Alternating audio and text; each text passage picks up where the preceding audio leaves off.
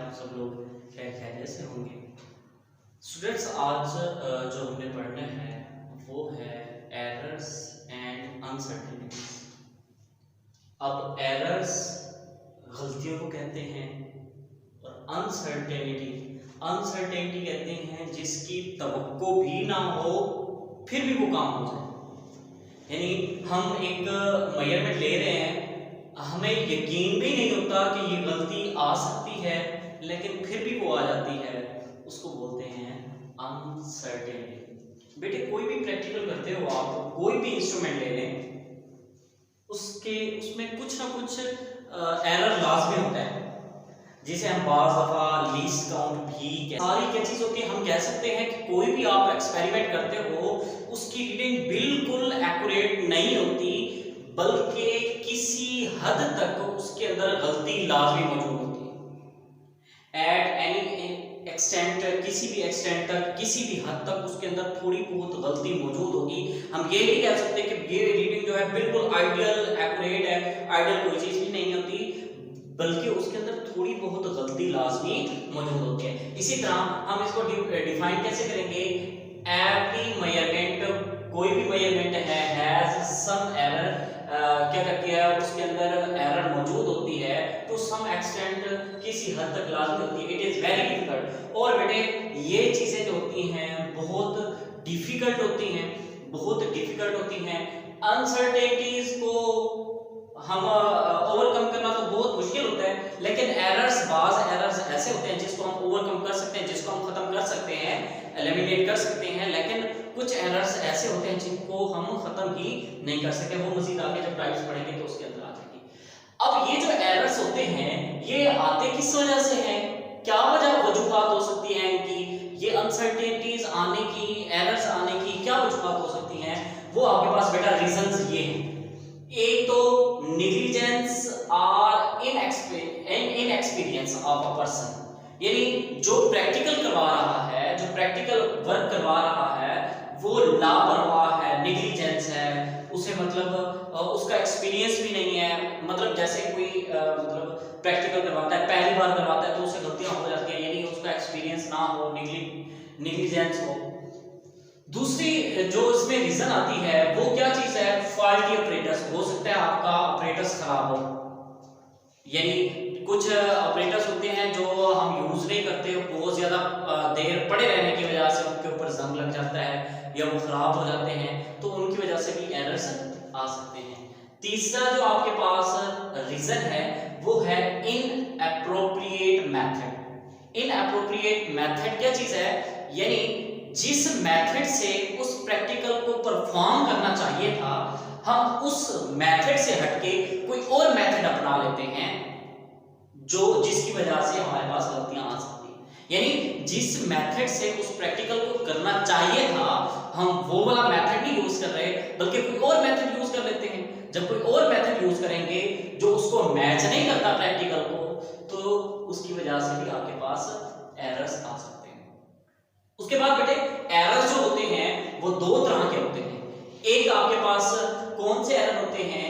Random error, और दूसरे आपके पास होते हैं सिस्टमैटिक। रैंडम एरर और सिस्टमैटिक बेटा इनकी डेफिनेशन इनके नामों के अंदर ही मौजूद है। रैंडम कहते हैं बेतरतीब को, यानी ऐसा एरर जो कि किसी मेजरमेंट के अंदर होता है। और वो क्यों होता है? क्योंकि जब हम उस एक्सपेरिमेंट को, उस प्रैक्टिकल को बार बार रिपीट करते हैं, यानी जब भी हम कोई प्रैक्टिकल करते हैं ना, तो उसकी 3-4 रीडिंग्स लाजमी लेते होते हैं। तो वो कहता है जब आप 3-4 रीडिंग्स लो, वो रीडिंग्स कैसे आनी चाहिए? रैंडम आनी चाहिए। क्या मतलब रैंडम का? क्या मतलब है रैंडम का? मतलब ये है कि हर बार उसकी वैल्यू कुछ अलग है। यानी this error is said to be occur when repeated measurement, यानी बार बार हमने उस एक्सपेरिमेंट को, प्रैक्टिकल को रिपीट किया और हमें रिजल्ट क्या मिला? डिफरेंट रिजल्ट मिला। सपोज एक आयरन रॉड है, उसकी हमने लेंथ फाइंड आउट करनी है।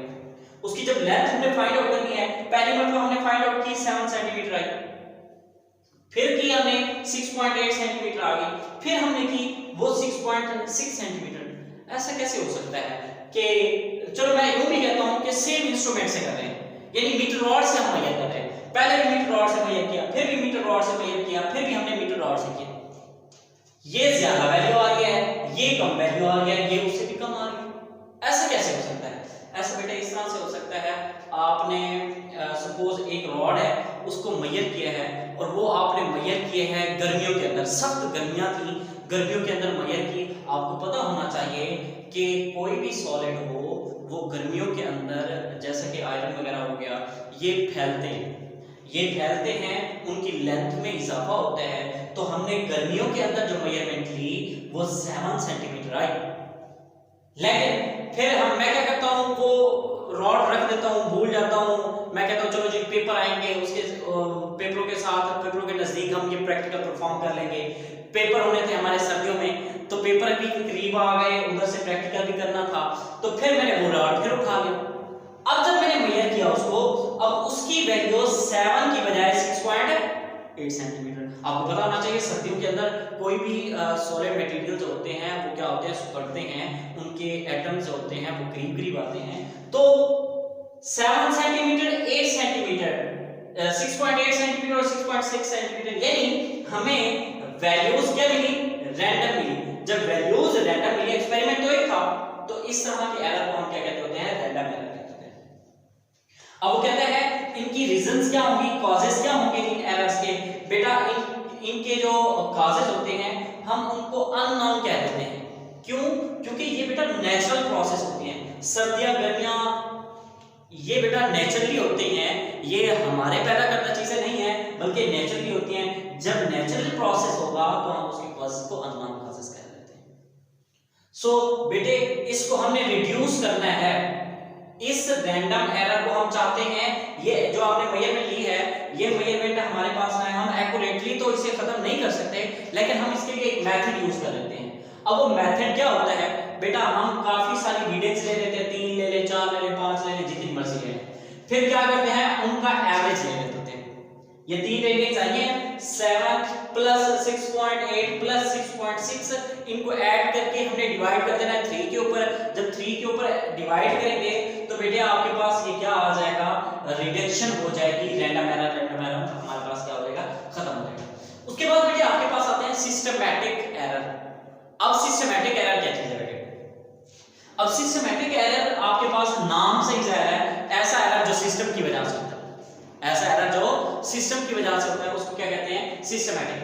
लेकिन इसमें और इसमें फर्क क्या है, इसमें जो वैल्यूज थी आपके पास वो डिफरेंट आ रही थी, वैल्यूज आपके पास डिफरेंट आ रही थी, लेकिन इसमें रिपीटेड जो आपके पास मेजरमेंट्स होंगी, रिपीटेड, यानी एक प्रैक्टिकल को बार बार आपने परफॉर्म किया है, लेकिन रिजल्ट आपके पास सेम आ रहा है, यानी एक ही तरह की गलती आ रही है। यानी मैं कहता हूं कि एक आपके पास रॉड है जो कि 2 सेंटीमीटर का है, यानी आप मार्केट से लेके आए, उसके पैकेट के ऊपर लिखा हुआ था 2 सेंटीमीटर, लेकिन आप घर आके इसको मेजर करते हो, वर्नियर कैलिपर से मेजर करते हो, तो आपके पास इसकी वैल्यू जो आती है 1.9 सेंटीमीटर आती है। पहली बार भी 1.9 सेंटीमीटर, दूसरी बार भी 1.9 सेंटीमीटर, तीसरी बार भी 1.9 सेंटीमीटर। अब ये क्या हुआ, तीनों ही गलत आ रही हैं और क्या हो रही है, एक जैसी आ रही हैं, रैंडम नहीं आ रही बल्कि एक जैसी आ रही है। तो इस तरह की जो आपके पास एरर्स आते हैं, उन एरर्स को बेटा क्या बोलते होते हैं, सिस्टमैटिक एरर बोलते हैं। अब इसके कॉजेस क्या है, इसके बाद बेटा जो कॉजेस होते हैं जिसकी वजह से ये हो सकते हैं वो क्या क्या है, एक तो आपके पास ये जीरो एरर की वजह से आ सकते हैं। ये आपने पढ़ा था, जैसे कि सपोज वर्नियर कैलिपर में 2 जीरोस होते हैं, एक मेन स्केल का जीरो होता है, एक वर्नियर स्केल का जीरो होता है। जब ये दोनों जीरोस एक दूसरे के बिल्कुल सामने नहीं होते तब हमारे पास जीरो एरर होता है, तब हमारे पास जीरो एरर होता है। फिर ये जीरो एरर दो तरह का होता है, पॉजिटिव जीरो एरर और नेगेटिव जीरो एरर। और दूसरी बात बेटा, दूसरा इसका काज क्या हो सकता है, पुअर कैलिब्रेशन। पुअर कैलिब्रेशन क्या होती है बेटे, सपोज आपके पास मीटर रॉड है, मीटर रॉड को आप बहुत अरसा यूज करते हो, बहुत अरसा यूज करने की वजह से उसके ऊपर जो रीडिंग लिखी होती है वो क्या होती है, मध्यम हो जाती है, वो क्या होती है, मध्यम हो जाती है, इतनी मध्यम हो जाती है कि पढ़ने के काबिल भी नहीं रहती, तो उसको हम क्या कह देते हैं, वो पुअर कैलिब्रेशन।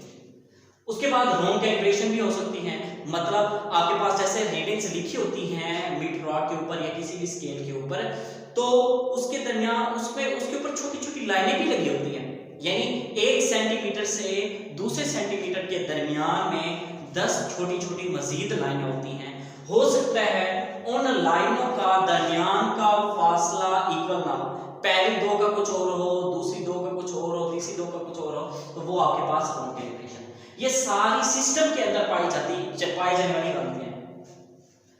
अब वो कहते हैं ये तो काजेस हो गए, अब इन्हें हम रिड्यूस भी कर सकते हैं। हाँ जी बिल्कुल हम इसे रिड्यूस कर सकते हैं। वो कैसे रिड्यूस कर सकते हैं बेटे? रिडक्शन के लिए ये दो पुअर कैलिब्रेशन और रॉन्ग कैलिब्रेशन, इनको खत्म करने के लिए हम क्या करते हैं, उस इंस्ट्रूमेंट को जिससे हमने रीडिंग ली उस इंस्ट्रूमेंट को हम कंपेयर करेंगे उस इंस्ट्रूमेंट के साथ जो प्रिसाइज है, प्रिसाइज मीन जो बिल्कुल दुरुस्त है, उसके साथ हम क्या करेंगे, कंपेयर करेंगे किसके लिए, पुअर कैलिब्रेशन और रॉन्ग कैलिब्रेशन को खत्म करने के लिए।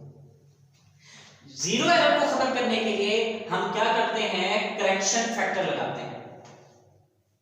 जीरो एरर को रिमूव करने के लिए हम क्या करते हैं, जीरो करेक्शन लगाते हैं।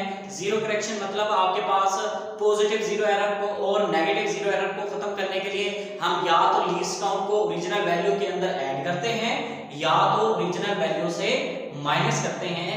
बेटे ये आपके पास एरर्स और अनसर्टेनिटीज और एरर्स की टाइप्स ही। उम्मीद है आप सबको समझ आ गई होगी। नेक्स्ट लेक्चर तक हमारे साथ रहिएगा। अल्लाह हाफिज।